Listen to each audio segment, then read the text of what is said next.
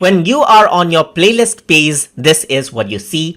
And if you want to go around and then let's say you want to queue up the videos to be played, to be previewed from the section, you can click on the three dot button right here and then click on add to queue.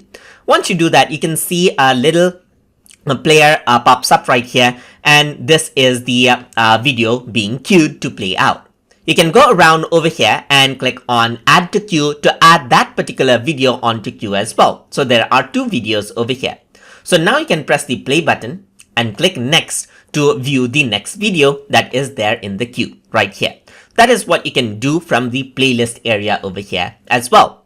If you want to, let's say for example, add any videos, let me just close the player, add any videos that you have onto a what's later section. This is more for YouTube than for YouTube Studio.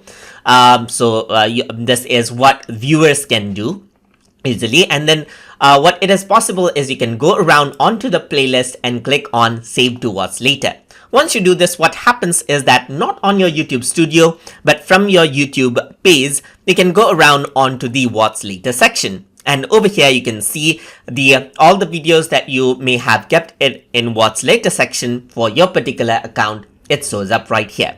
And that is how you can add videos to queue and add them to what's later inside of YouTube Studio.